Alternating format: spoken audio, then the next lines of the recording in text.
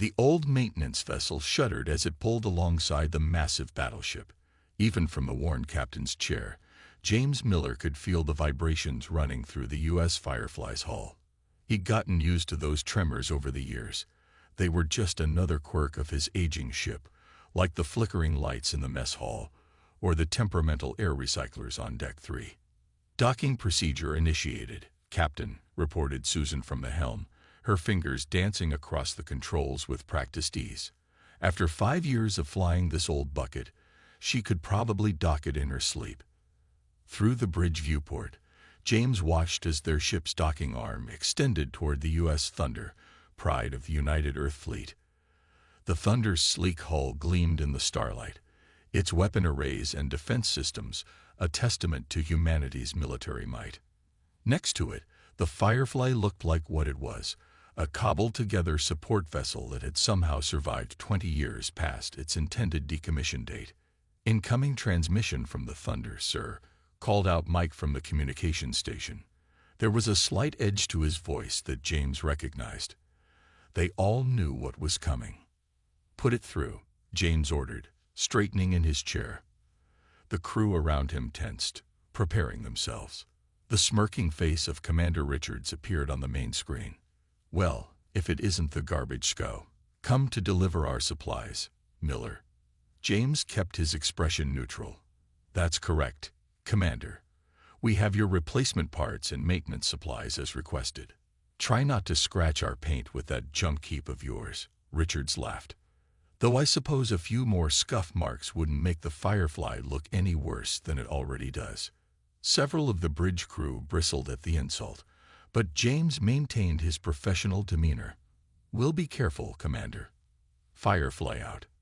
He nodded to Mike, who cut the transmission with perhaps a bit more force than necessary. "One of these days," Susan muttered from the helm, "I'd love to show him what this garbage scow can do." James smiled slightly. His crew might serve on the fleet's least prestigious vessel, but they were some of the best he'd ever worked with. They had to be. Keeping the Firefly running required more skill and ingenuity than manning any of the fleet's modern warships. "Engineering to bridge."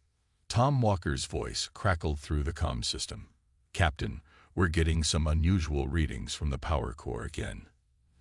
"Define unusual, Tom," James replied, concerned.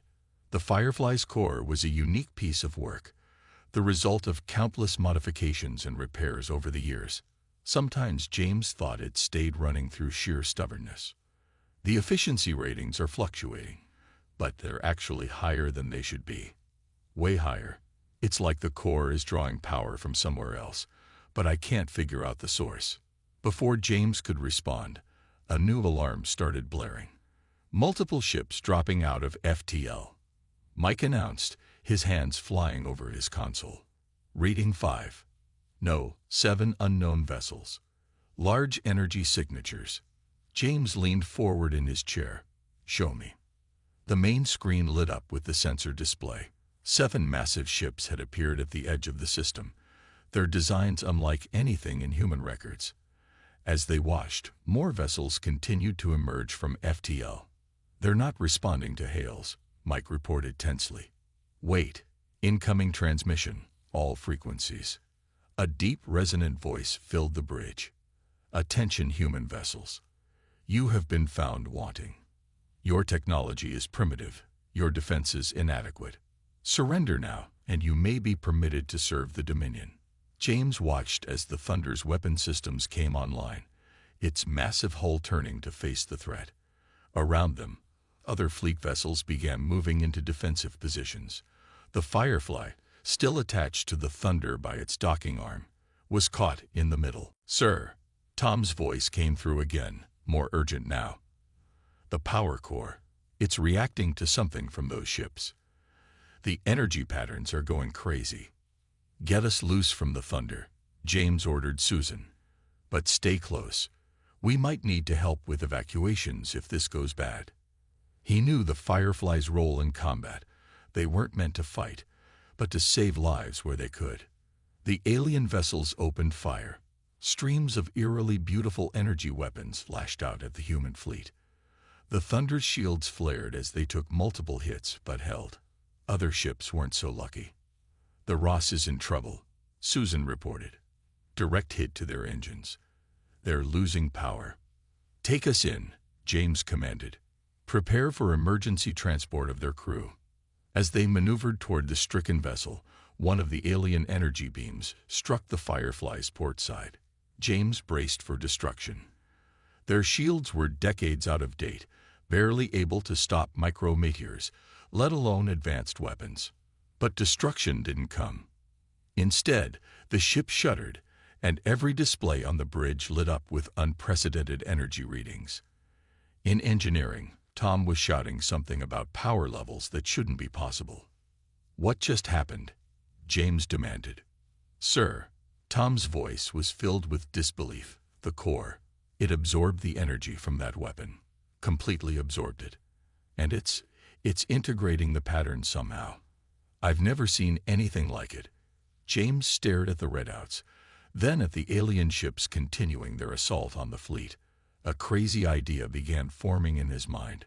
"Tom, can you figure out exactly how the core did that? And if it could do it again?" "Already working on it, Captain. But you need to see these readings. Our jury-rigged systems, all those modifications we've made over the years, they've accidentally created something new, something that might just give us a chance." As the battle raged around them, the crew of the Firefly began to realize that their old patched-together ship, the one everyone mocked as the weakest in the fleet, might be hiding capabilities that no one, not even they, had imagined. The garbage SCO was about to prove its worth, and James Miller had a feeling that Commander Richards would soon be eating his words. Looking at his crew's determined faces, James allowed himself a small smile.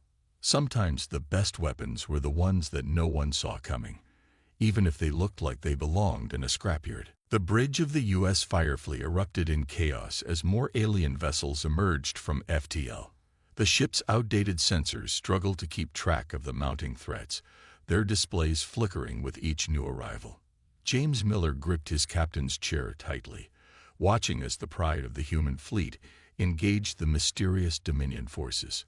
"The Thunder's shields are failing," Mike called out from his station. Through the viewport, they could see the massive battleship's defensive barriers flickering under the relentless alien assault. The energy weapons that had been absorbed by the Firefly's core continued to tear through the fleet's most advanced vessels like paper. Tom's voice crackled through the comm system, heavy with excitement and disbelief. "Captain, you need to see this. The core isn't just absorbing the energy, it's learning from it. Every hit we take, our systems adapt a little more. It's like we've built some kind of technological immune system by accident." A massive explosion rocked the ship as the U.S. Ross, already crippled, finally succumbed to the Dominion's attack. Susan's hands flew across her console, keeping the Firefly steady as debris scattered across their path. "We've got escape pods launching from the Ross, Captain. Get our tractor beam on them," James ordered. He turned to Mike. "Signal the Thunder. Tell them we're collecting survivors and request cover fire." The response came quickly, but not from Commander Richards. "Thunder's bridge is hit," a panicked voice announced. "Multiple hull breaches. We're abandoning ship." James watched in horror as the fleet's flagship began to break apart under the Dominion assault. The mighty Thunder, with all its advanced technology and superior firepower, was being torn to pieces by weapons it couldn't counter. "Sir," Tom called again, "I think I know why our ship survived that hit. All these years of repairs, replacing parts with whatever we could find, we've accidentally created something unique. The power core's not just a jumble of mismatched technology anymore. It's evolving." Another blast rocked the ship, but this time James was ready. "Susan, take us between the Thunder and that alien cruiser." "Tom, what happens if we intentionally let them hit us?" There was a pause on the line. "Theory suggests we absorb more of their weapon's energy signature. But Captain, if I'm wrong?" "We're dead anyway," James finished. "Better to try something than sit here and watch our fleet get picked apart." He opened a channel to the whole ship. All hands, brace for impact. This is either going to be really clever or really stupid. The Firefly moved into position, its patched hull gleaming dully in the light of weapons fire.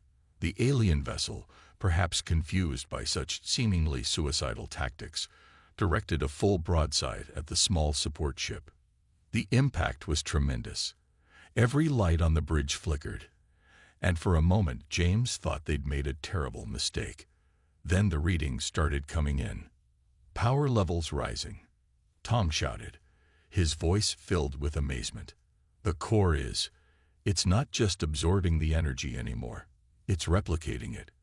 We've got weapons-grade power signatures forming in our auxiliary systems. James leaned forward. Can we return fire? Not exactly, Tom replied. But I think we can do something better. Give me 2 minutes to reconfigure the maintenance beam array. We might be able to turn their own energy signature back on them. As Tom worked, the rest of the fleet continued to fall back under the relentless Dominion assault. The Firefly's bridge crew watched helplessly as more ships were damaged or destroyed. Commander Richard's escape pod tumbled past their viewport, and Susan wordlessly adjusted course to collect it with the others they'd gathered. Ready, Tom announced. I've rerouted everything through the maintenance array. It won't be pretty, but it should work. Just don't ask me to explain how. I'm not entirely sure myself. James nodded grimly. Target that cruiser and let's see what happens. The Firefly's maintenance beam, designed for minor hull repairs and supply transfers, lit up with the same otherworldly energy that had been devastating the human fleet. When it struck the alien vessel, the effect was immediate and dramatic. The Dominion ship's shields, which had shrugged off the fleet's most powerful weapons, collapsed instantly. It worked. Tom's laughter echoed through the comm. Their defenses aren't programmed to stop their own energy patterns. We're basically giving their shields a paradox to solve. James allowed himself a small smile. Signal the remaining fleet vessels. Tell them to concentrate fire on any ship we manage to strip the shields from. He turned to Susan. Think you can dance us through their formation? Susan's hands were already moving across her console. They're big and powerful, sir, but they're not very agile. This old girl might not look like much, but she can run circles around them. For the next 20 minutes, the Firefly darted between Dominion vessels, its jury-rigged systems turning their own weapon signatures against them. One by one, alien shields failed, allowing the remaining human ships to score telling hits. The massive invaders, caught off guard by this unexpected resistance, began to fall back. They're retreating, Mike announced as the last Dominion ships jumped to FTL. The bridge crew cheered, but James kept his eyes on the tactical display. The victory, while significant, had come at a terrible cost. Half the human fleet lay in ruins, including its flagship. Commander Richard's voice came through the comm, subdued and lacking its usual arrogance. Captain Miller, I don't pretend to understand what your ship just did, but you saved a lot of lives today, including mine. Just doing our job, Commander, James replied. That's what support vessels are for. He closed the channel and turned to his crew. Let's get these escape pods to safety. Then I want to know everything about what just happened with our systems. As the Firefly moved to collect more survivors, James reflected on the irony of the situation. Their ship, long mocked as the fleet's weakest link, had proved to be its most effective weapon. Not because of superior technology or overwhelming firepower, but because of its crude, adaptable nature, the very thing that had made it an object of ridicule. Engineering to bridge, Tom called. Captain, you should know, whatever we accidentally created here, it's still evolving. The core's energy patterns are continuing to adapt. I think we might have only scratched the surface of what this ship can do. James looked around his bridge, at the flickering displays, and patched together systems that had just helped save humanity from its first alien encounter. Well, he said quietly, isn't that interesting? Hidden within the dust and ice of the asteroid belt, The U.S. Firefly drifted silently. Inside the ship's dimly lit engineering bay, Tom Walker stared at his console with bleary eyes. He hadn't slept in nearly 30 hours, too fascinated by the readings from their modified power core to even think about rest. "You need to see this," he muttered to himself, making another note in his already overstuffed datapad. Around him, the core hummed with an energy signature that shouldn't have been possible for such an old vessel. The engineering bay doors slid open with their usual creak, and Captain James Miller walked in, carrying 2 cups of coffee. He handed one to Tom, who accepted it gratefully. "Tell me you found something worth missing sleep over," James said, leaning against a workstation. Tom took a long sip of coffee and nodded eagerly. "Remember how we used to joke that this ship was held together by duct tape and prayers? Turns out we were half right. But instead of prayers, it's quantum mechanics." He pulled up a holographic display showing the Firefly's internal systems. "Look at this. Every time we repaired the ship, we used whatever parts we could find. Different technologies, different generations of equipment, even some experimental stuff that never made it into mass production. Normal ships can't work that way. Incompatible systems cause interference, power losses, cascading failures. But the Firefly works just fine," James noted. "Most of the time, anyway." "That's just it," Tom exclaimed. "It shouldn't work at all. But all those mismatched parts created something new. The power fluctuations we've been seeing for years. That was the system learning, adapting, finding ways to make incompatible technologies work together. When the Dominion hit us with their weapons, it was just one more piece of foreign technology for the ship to integrate." The captain frowned thoughtfully. "You're saying our ship taught itself how to use alien weapons? Better than that." Tom brought up another display, this one showing energy patterns from the recent battle. "The core doesn't just copy their technology, it understands it. Every modification we've made over the years created new quantum pathways. The whole ship has become one giant adaptive matrix." A new voice joined the conversation. Like a technological immune system, Anna Reed, the ship's science officer, walked in carrying her own datapad. "I've been analyzing Tom's findings. The quantum interactions between our mismatched systems created something similar to biological adaptation. The more different technologies the ship encounters, the better it gets at integrating them." James looked between his 2 officers. "And you're sure about this?" Anna nodded. "I've run the simulations a dozen times. What we've accidentally built here, it's revolutionary. Traditional ships are designed to be perfect and unchanging. The Firefly adapts because it has to. It's the only way all these different systems could work together."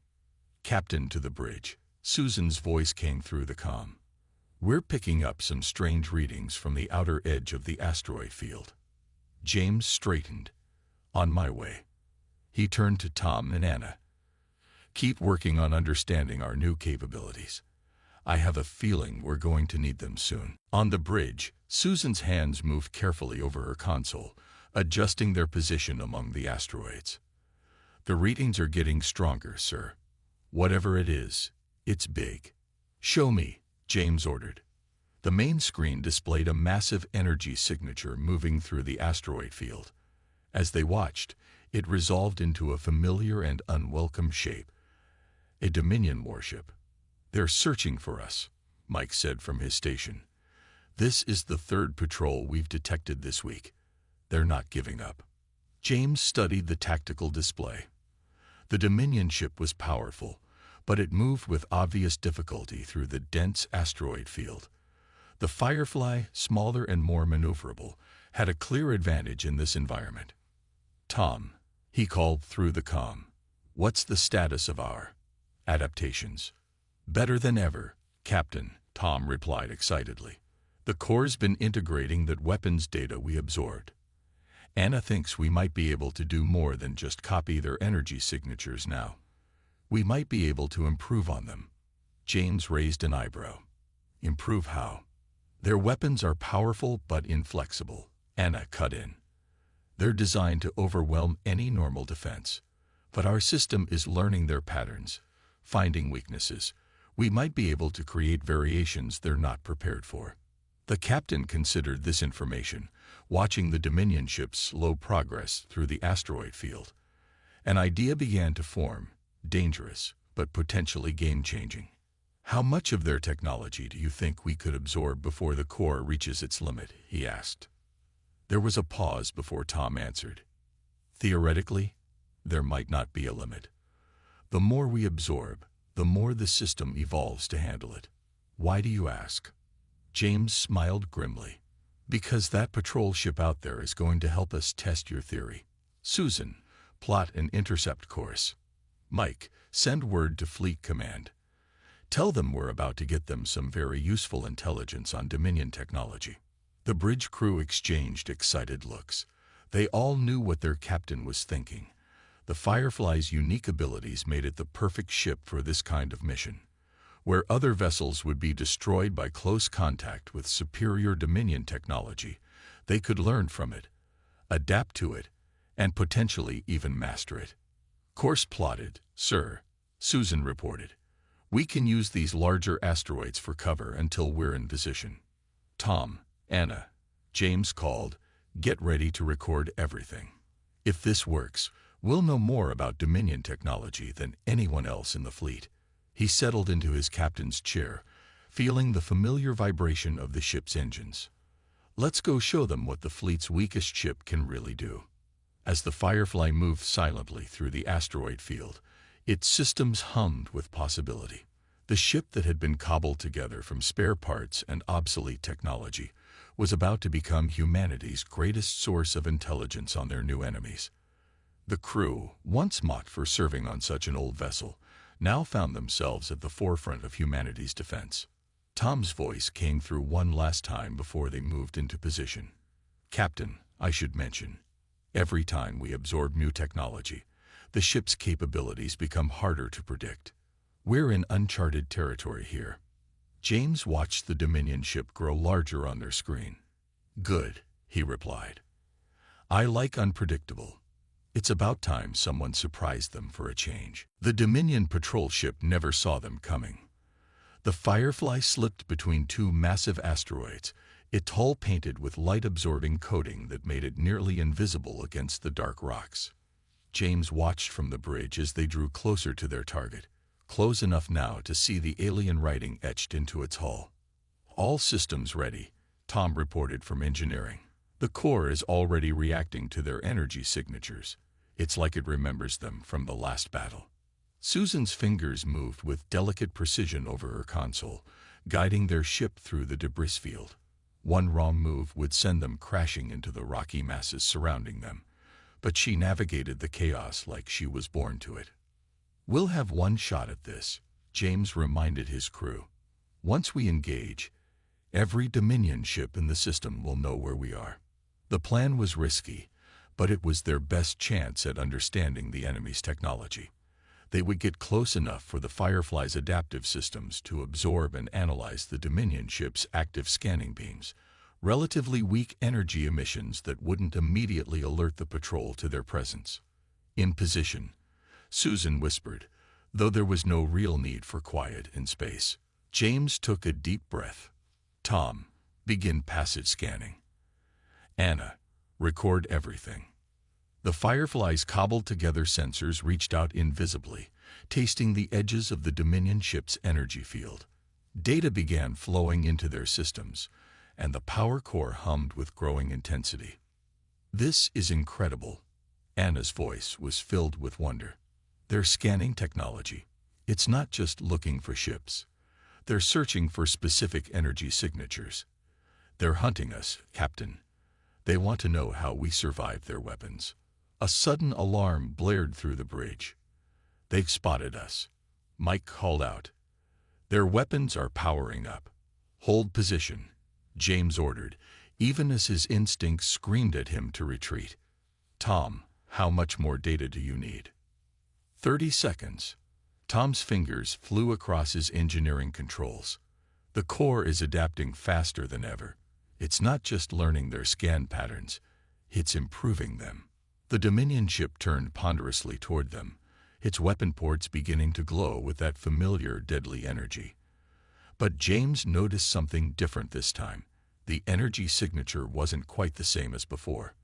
"They've modified their weapons," Anna reported, confirming his suspicion. "They're trying to counter our absorption ability." James allowed himself a small smile. "They're afraid of us. The mighty Dominion is afraid of the fleet's garbage SCO." He keyed the ship-wide comm. "All hands, prepare for close combat. Susan, on my mark, take us right at them." "Sir." Susan's voice held equal parts excitement and concern. "You want to charge a Dominion warship?" "That's exactly what I want to do." "Tom, how's the Corps holding up?" "Better than ever, Captain. Whatever changes they made to their weapons, our systems are already adapting. The more they throw at us, the more we learn." The Dominion ship fired, its modified energy beam lancing out through space. Instead of trying to dodge, Susan kept them on course, flying straight into it at James's command. The impact shook the entire ship, but the familiar hum of the power core grew stronger. Warning lights flashed across every console, then began turning green one by one as their systems absorbed and adapted to the new energy pattern. "Got it," Tom shouted triumphantly. "Their modifications actually made it easier for us to understand their technology. The Corps is—" "Wait." His voice trailed off in surprise. "Captain, we're not just absorbing their energy anymore. We're redirecting it, amplifying it." James watched as new tactical options appeared on his display. Their jury-rigged weapon systems had integrated the Dominion's technology and were offering firing solutions he'd never seen before. "Multiple Dominion ships entering the area," Mike reported tensely. "They're surrounding us." "Good," James replied, surprising his crew. "That's exactly what we want. Tom, Anna, show me what this ship can really do." The Firefly's power core pulsed with newly absorbed energy, sending waves of power through systems that had never been designed to handle such forces. But instead of overloading, the mismatched technologies worked together in ways their original designers would have thought impossible. Beams of energy shot out from the Firefly's maintenance arrays, each one carrying a different modification of the Dominion's own weapons signature. Where a single energy pattern might have been blocked, this constantly shifting assault overwhelmed their defenses. "It's working," Anna exclaimed. "Their shields can't adapt fast enough to our variations. We're actually forcing them to fall back." James watched as the mighty Dominion ships, each one large enough to carry 100 Fireflies, began to retreat from their tiny vessel. The impossible was happening. Humanity's oldest, weakest ship was driving back the most powerful enemy they'd ever encountered. "Signal coming in from Fleet Command," Mike announced. "They're tracking multiple Dominion vessels breaking orbit and retreating from human space. Whatever we're doing, it's scaring them off." The bridge crew cheered, but James kept his focus on the tactical display. "Send everything we've learned to Command. They need to understand what we've discovered about their technology." He turned to his crew, "And we need to prepare for what comes next. The Dominion won't take this humiliation lightly. They'll be back, and in greater numbers. Let them come." Tom's voice was filled with confidence. "Every time they hit us, every weapon they use against us, just makes us stronger. The Firefly learns and adapts. And now we can teach the rest of the fleet to do the same." James nodded, looking out at the retreating Dominion ships. Their victory today was significant, but he knew it was only the beginning. The real battle was still to come. But for the first time since the alien ships had appeared in their space, he felt true hope. The Firefly, once mocked as the weakest ship in the fleet, had become something entirely new. A constantly evolving weapon that turned the enemy's strength against them. And as the crew celebrated their victory, James couldn't help but wonder what other surprises their old ship had in store for them. "Plot a course back to Fleet Command," he ordered. "It's time to show them exactly what the fleet's weakest ship can do." And then, he smiled at his crew. "Then we're going hunting." The war room of Fleet Command fell silent as James finished his presentation. Admiral Wilson stood at the head of the table, staring at the holographic display showing the Firefly's modified systems. Around him, other high-ranking officers exchanged looks of disbelief and hope. "Let me get this straight, Captain Miller," the Admiral said slowly. "Your outdated support vessel has not only survived multiple encounters with Dominion forces, but has actually learned to improve upon their technology." "That's correct, sir." James gestured to Tom and Anna, who stood beside him. "Our engineers and science team have confirmed it. The Firefly's mismatched systems created something unprecedented, a ship that adapts and evolves with each engagement. Commander Richards, now commanding a smaller vessel after the loss of the Thunder, leaned forward. "And you believe we can replicate this technology?" "Better than that." Tom stepped in, unable to contain his excitement. "We can teach it. The Firefly's core has mapped out how different technologies can work together. We can use that knowledge to modify other ships in the fleet." The room erupted in discussion, but a sudden alert cut through the noise. Multiple Dominion signatures detected. A young officer called out, "Largest fleet yet. They're on an attack vector for Earth." Admiral Wilson turned to James. "How long would it take to modify our remaining ships with your technology?" "Too long," James replied grimly. "But we have another option. The Firefly can act as a shield for the fleet. Our adaptive systems can protect other ships while they engage the enemy. We just need them to follow our lead." The Admiral studied the tactical display showing the approaching Dominion armada. Hundreds of ships, far more than their previous encounters. After a long moment, he nodded. "Do it. The fleet is yours to command, Captain Miller." Within hours, the Firefly led a formation of human ships out to meet the Dominion fleet. James stood on his bridge, watching as the massive alien vessels emerged from FTL. Their weapons were already charging, filling space with ominous energy readings. "They've upgraded their weapons again," Anna reported from her station. "The energy signatures are more complex than before." "Good," James replied. "The more complex their technology, the more our systems can learn from it. Susan, move us to the front of the formation. Tom, prepare to extend our adaptive field around the nearest ships." The Firefly's power core hummed with energy as they took position. Behind them, the remaining ships of the human fleet fell into formation, trusting their lives to the protection of what had once been their weakest vessel. The Dominion fleet opened fire, filling space with devastatingly powerful energy beams. But as each blast struck the Firefly's defensive field, its systems adapted and evolved. The energy was absorbed, analyzed, and redirected, creating a protective barrier that extended to nearby ships. "It's working," Tom called out excitedly. "The core is processing their weapons faster than ever. Each shot makes our defenses stronger." James watched as the Dominion fleet's initial assault proved ineffective. "Signal the fleet to begin their attack run. Focus fire on any target we designate." He turned to Anna. "Find me their weakest points." The battle that followed would be remembered as one of the most extraordinary in human history. The Firefly darted through the Dominion formation, its constantly evolving defenses protecting nearby human ships, while its modified systems turned the aliens' own weapons against them. Where the Dominion expected to find a weak and primitive fleet, they instead faced an enemy that grew stronger with every attack. Their superior technology, which had served them across countless conquests, was being analyzed, adapted, and improved upon in real time. "Their flagship is changing course," Mike reported. "They're trying to regroup." James allowed himself a small smile. "Not this time. Susan, take us straight at their command ship. Tom, give me everything the core has learned about their weapons. Let's show them what human ingenuity can really do." The Firefly accelerated toward the massive Dominion flagship, its systems now humming with power that would have been impossible for such an old vessel just weeks ago. Energy collectors that had once been simple maintenance beams now pulsed with improved versions of Dominion technology. As they closed in, the alien vessel fired everything it had at them. But each blast was caught, analyzed, and transformed by the Firefly's adaptive systems. The energy was refined, improved, and sent back with devastating effect. Their shields are failing, Anna announced triumphantly.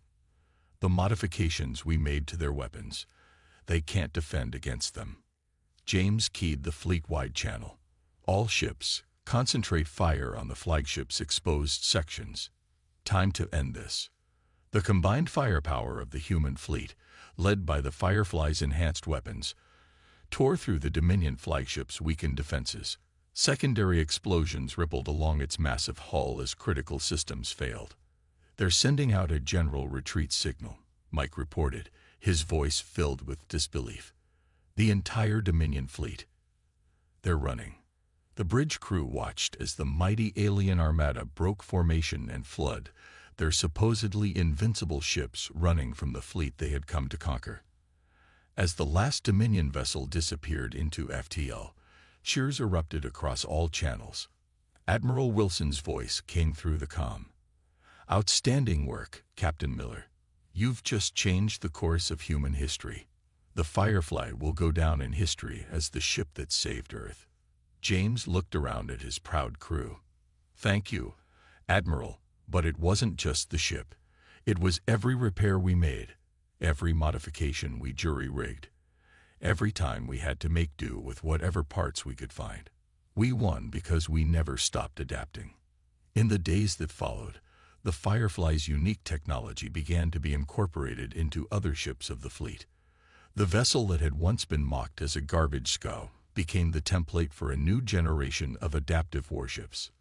But none would ever quite match the original. The Firefly, with its decades of patches and repairs, its mismatched systems, and constantly evolving core, remained unique, a testament to human resourcefulness and the power of making the best of what you have.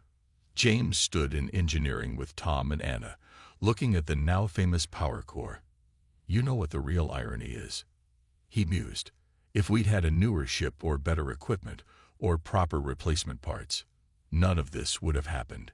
We won because we were the weakest ship in the fleet." Tom patted the core's housing affectionately. "Just goes to show, sometimes the best weapons are the ones you never knew you had." The Firefly systems hummed contentedly around them, still learning, still adapting, still evolving. The weakest ship in the fleet had become the strongest weapon humanity had ever known, not through superior technology or overwhelming force, but through the very qualities that had once made it an object of ridicule. And somewhere out in space, the Dominion fleet carried word back to their empire about the humans, a species whose greatest strength lay in their ability to turn weakness into power, and whose most dangerous weapon was a ship held together by ingenuity, determination, and whatever spare parts they could find.